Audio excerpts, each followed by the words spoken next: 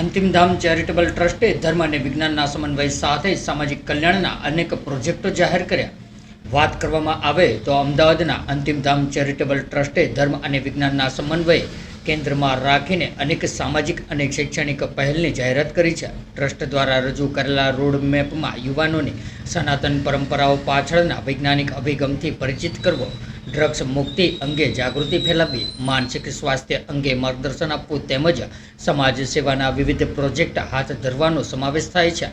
ટ્રસ્ટના જણાવ્યા અનુસાર વિજ્ઞાન અને ધર્મ two side of one coin અભિયાન હેઠળ ધાર્મિક પરંપરાઓ પાછળના તર્ક અને વૈજ્ઞાનિક દ્રષ્ટિકોણનો સરળ ભાષામાં સમજવાનો પ્રયાસ કરવામાં આવશે. આ ઉપરાંત ગુરુ પૂર્ણિમા નિમિત્તે બ્લડ ડોનેશન કેમ્પ, ગૌરી વ્રત દરમિયાન દીકરીઓ માટે પોષણ કીટનું વિતરણ તેમજ ભવિષ્યમાં વૃંદાવન ધામ અને ચાણોદ ખાતે નિઃશુલ્ક અસ્થિ વિસર્જન જેવી સેવાકીય યોજનાઓ પણ જાહેર કરવામાં આવી છે.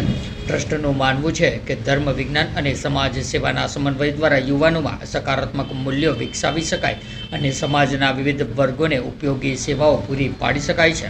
ભારતની દીકરીઓ જે દુર્ગાનું સ્વરૂપ છે એ કોઈના કોઈ કારણથી અત્યારે એ કોઈ રોંગ ટ્રેક ઉપર જઈ રહી છે.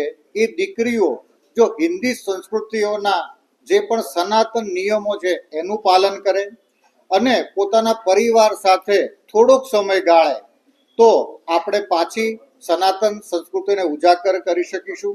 અને દીકરીઓને વિનંતી એવી છે કે મોબાઈલ અને મીડિયાનો થોડોક ઓછો ઉપયોગ કરીને પોતાના કોઠા સુધી ઉપયોગ કરે અને એની અંદર પણ ધર્મના અને બીજા કાર્યક્રમોનું નિહાળ કરે.